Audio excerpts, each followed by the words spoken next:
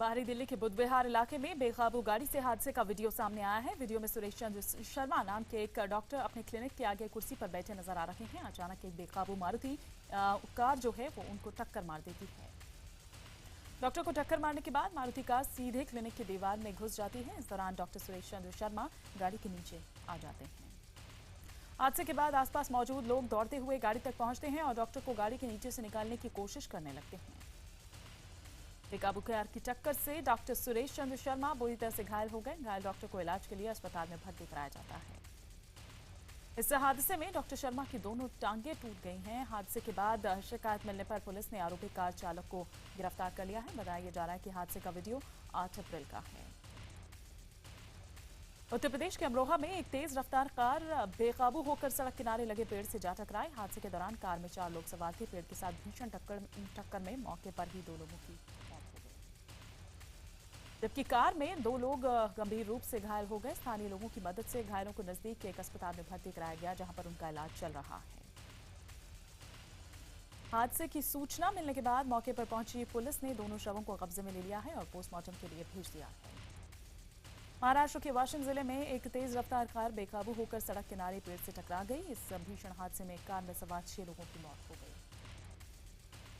इस हादसे में घायल एक शख्स की हालत चिंताजनक बनी हुई है। घायल को अस्पताल में इलाज के लिए भर्ती कराया गया है। डॉक्टर्स की एक टीम लगातार उसके स्वास्थ्य पर निगाह बनाए हुए है। वाशिम जिले के रिसोर्ट लोनार मार्ग पर हुए इस हादसे में टाटा इंडिका कार पेड़ से जा टकराई। जबरदस्त टक्कर के चलते पूरी कार चकनाचूर हो गई।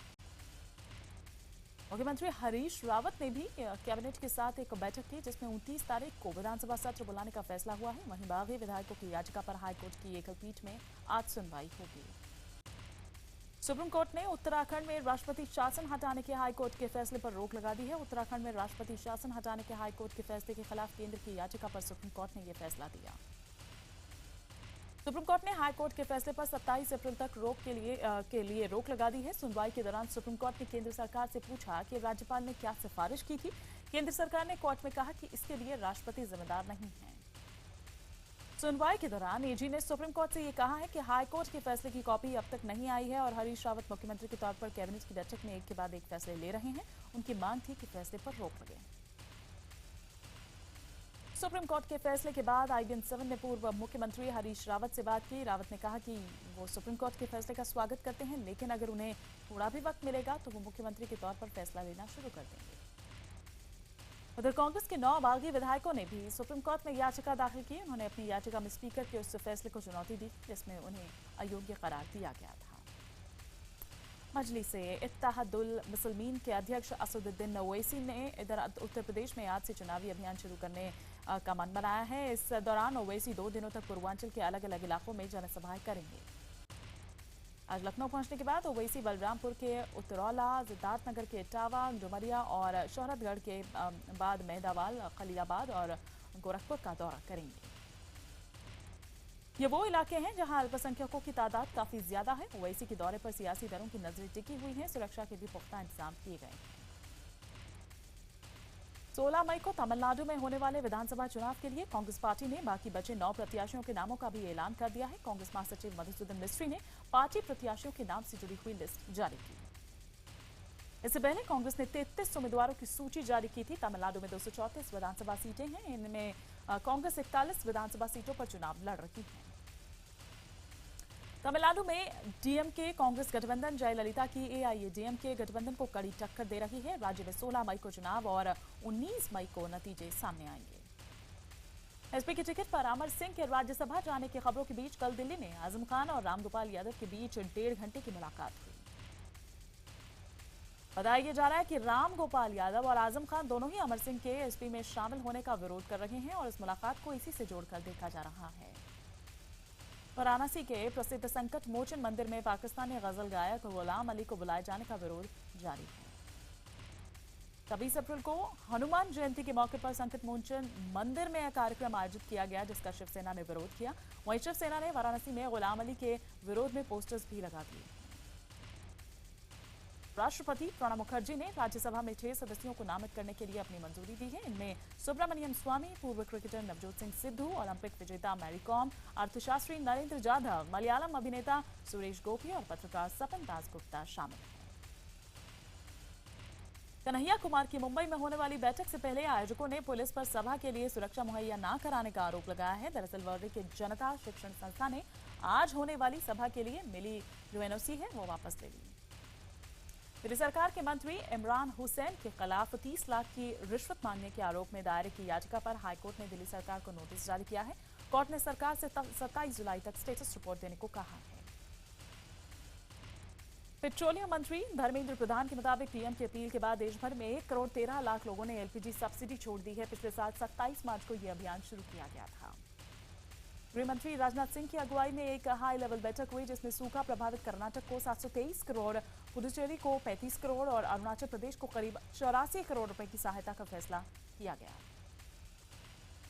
वर्ल्ड अर्थ डे पर प्रधानमंत्री नरेंद्र मोदी ने पर्यावरण मंत्री प्रकाश जावड़ेकर की मौजूदगी में एक पौधा लगाया। उधर मुरादाबाद के स्कूली छात्रों ने फेस पेंटिंग कर धरती और पर्यावरण को बचाने का संदेश दिया। जेडीयू की आज पटना में होने वाली बैठक में नीतीश कुमार को आधिकारिक रूप से राष्ट्रीय अध्यक्ष चुना जाएगा। बैठक में जेडीयू गैर संघवाद और शराबबंदी को लेकर आगे बढ़ेगा। इसके साथ ही इस बैठक में शराब पीने वालों को जेडीयू की मेंबरशिप नहीं देने का फैसला भी किया जाएगा। इसके साथ ही साथ संघ के विरोध में नीतीश मोर्चा बनाने का भी ऐलान कर सकते हैं। अयोध्या में मुस्लिम राष्ट्रीय मंच के नेता मोहम्मद अफजल के बयान पर बाबरी मस्जिद के पक्षकार हाशिम अंसारी भड़क उठे। हाशिम ने कहा कि अब फैसला केवल सुप्रीम कोर्ट से ही संभव है। अफजल ने यह भी कहा था कि मुस्लिमों को मंदिर बनाने देना चाहिए। रिलायंस इंडस्ट्रीज का चौथा तिमाही का मुनाफा 7,398 करोड़ हुआ। कंपनी ने 16% की बड़ी बढ़त हासिल की है। एक साल पहले इसी दौरान कंपनी का मुनाफा 6,381 करोड़ रुपए रहा था। विजय माल्या को भारत लाने की कोशिशें शुरू हो गई है। विदेश मंत्रालय इस बारे में कार्रवाई के लिए कानूनी सलाह ले रहा है। मंत्रालय के प्रवक्ता ने बताया कि मंत्रालय को ईडी का पत्र प्राप्त हुआ है। आतंकवादी अजहर मसूद को बचाने वाली चीन को भारत ने दो टूक जवाब दिया है। भारत ने चीन के मोस्ट वांटेड उइगर नेता को धर्मशाला आने की इजाजत दे दी है। वहीं भारत सरकार ने चीन के विरोध के बाद कहा कि आतंकवाद पर भारत का रवैया दोहरा नहीं है और डोलकुन इस साल भारत आ सकते हैं। आध्यात्मिक गुरु श्री श्री रविशंकर ने आईसिस के बगदादी को उसी की जुबान में जवाब देने का ऐलान कर दिया है। दरअसल श्री श्री रविशंकर ने आईसिस से बातचीत करके खून खराबा बंद कराने की पहल की थी। रविशंकर ने आईसिस को बातचीत का न्योता भी दिया, लेकिन इसके जवाब में आईसिस ने श्री श्री को एक सरकटी तस्वीर भेजी और कहा कि वो सिर्फ इसी तरह से शांति वार्ता कर सकते हैं। इसके बाद रविशंकर ने यह कहा कि अब वक्त आ गया है आईसिस को उसी की जुबान में जवाब दिया जाए। उन्होंने कहा कि अब आईसिस के खात्मे का तरीका सिर्फ सैन्य कार्यवाही ही है। एनआईटी कश्मीर को लेकर छिड़ा विवाद थमता नजर नहीं आ रहा है। बाहरी राज्यों के छात्र अब वापस कश्मीर जाने को तैयार नहीं। जम्मू प्रेस क्लब के बाहर ये छात्र धरना प्रदर्शन कर बैठे हुए हैं। राजकोट में आईपीएल के मैचेस का विरोध करने वाले कुछ छात्र क्रिकेट ग्राउंड में पिच तक पहुंच गए और पिच की खुदाई करने लगे। हालांकि पिच की खुदाई शुरू करने में जो सुरक्षा लगी, पुलिस ने फौरन छात्रों को वहां से बाहर निकाला। थोड़ी देर बाद बड़ी तादाद में पुलिस पहुंच गई और पूरे स्टेडियम को घेरकर 4 छात्रों को हिरासत में भी लिया। दरअसल सौराष्ट्र में पानी की बड़ी किल्लत है, जिसकी वजह से ये लोग विरोध कर रहे हैं। अरुणाचल प्रदेश में भूस्खलन से 16 लोगों की मौत हो गई है। अरुणाचल प्रदेश के तवांग इलाके में यह हादसा हुआ, जहां अब भी मजदूरों के फंसे होने की आशंका जताई जा रही है। हादसे के बाद एनडीआरएफ की टीम मौके पर पहुंच गई और लोगों को रेस्क्यू किया गया। तवांग इलाके के फांवला गांव में एक कंस्ट्रक्शन साइट पर हादसा हुआ, जिसमें एक लेबर कैंप बह गया। हादसे की जगह से 15 मजदूरों के शव बरामद कर लिए गए हैं। जानकारी के मुताबिक इलाके में लगातार बारिश होने से चट्टानें खिसक गई। हादसे की जगह करीब 7,500 फीट ऊंची है। पीएम मोदी ने भी हादसे पर दुख जताया। बिहार सरकार बेशक शराबबंदी पर अपनी पीठ थपथपा रखी हो, लेकिन इसका ज्यादा असर देखने को नहीं मिल रहा है। सीमा पार के मैखाने बिहार के शराबियों के लिए नया ठिकाना बन गए हैं। एक अनुमान के मुताबिक सीतामढ़ी से लगने वाली नेपाल की 64 किलोमीटर की खुली सीमा के माध्यम से हर एक दिन 30 से 35 हजार शराबी बॉर्डर के उस पार शराब पीने जा रहे हैं। मुंबई के मशहूर सिद्धिविनायक मंदिर के सामने सड़क पर एक बड़ा गड्ढा हो गया। इस वजह से प्रभा देवी रोड पर यातायात पूरी तरह से प्रभावित हुआ। सड़क पर गड्ढा होने की वजह से पानी का लीकेज बताया जा रहा है। इस गड्ढे के चारों ओर बैरिकेडिंग कर दी गई है, लेकिन सड़क पर लंबा जाम लगा हुआ था। महाराष्ट्र के सिंधुदुर्ग में समंदर के किनारे अचानक जमीन धंस गई। ये घटना एक बड़े विस्फोट जैसी आवाज के बाद हुई। चश्मदीदों का यह कहना है कि समंदर के अंदर से एक बड़े विस्फोट की आवाज सुनाई दी, जिसके बाद किनारे की जमीन कई फीट धंस गई। ऐसा क्यों हुआ, अब इसके बारे में जांच की जा रही है। आंध्र प्रदेश में मुख्यमंत्री चंद्रबाबू नायडू ने जल बचाओ योजना के तहत अपने मंत्रियों को पानी की हर बूंद बचाने की नसीहत दी है। उधर आंध्र प्रदेश के मंत्री कमिनेनी श्रीनिवास के हेलीपैड के लिए पानी की बर्बादी का मामला सामने आया है। इस पर कांग्रेस ने निशाना साधते हुए कहा कि सीएम को समझाना चाहिए। झीलों की नगरी भोपाल में गर्मी के चौंकाने वाले आंकड़े सामने आए हैं। मौसम विभाग के मुताबिक बीते साल के 365 में से तकरीबन 225 दिनों में पारा सामान्य से औसतन 1 से 2 डिग्री सेल्सियस ज्यादा रहा। यहां तक कि सर्दी के दिनों में भी न्यूनतम तापमान में इजाफा हुआ है। जनवरी में अधिकतम तापमान 28 डिग्री तक पहुंचा, जो कि सामान्य से 5 डिग्री ज्यादा रहा।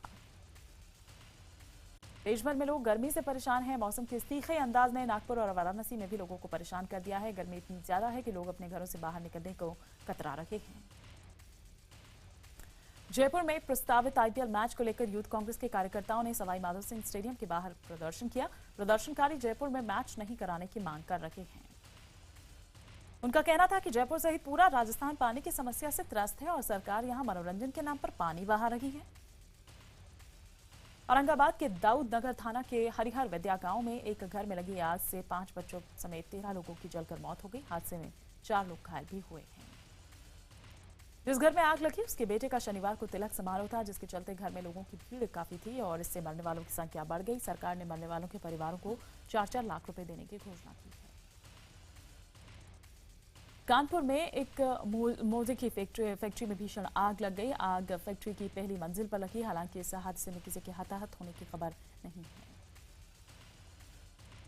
भोपाल के बंजारा झुग्गी इलाके में सिलेंडर ब्लास्ट होने से झुग्गियों में आग लग गई। आग ने 50 से 60 झुग्गियों को अपनी चपेट में ले लिया। आग पर काबू पाने के लिए 20 गाड़ियां मौके पर पहुंची। आग कैसे लगी अभी इसका पता नहीं चल पाया है। फिलहाल एसडीएम ने झुग्गी वालों को रहने के लिए अस्थायी रूप से आसपास के मकानों में शिफ्ट कर दिया है। जाट आंदोलन के दौरान हरियाणा के वित्त मंत्री कैप्टन अभिमन्यु के घर जलाने का एक और वीडियो सामने आया है, जिसमें देखा जा सकता है कि कैप्टन अभिमन्यु के परिजन आगजनी के बाद भाग रहे हैं। यूपी के फिरोजाबाद के हुसैनी गांव में उस वक्त हड़कंप मच गया जब रिहायशी इलाके में मगरमच्छ घुस आया। लोग डरकर इधर उधर भागने लगे।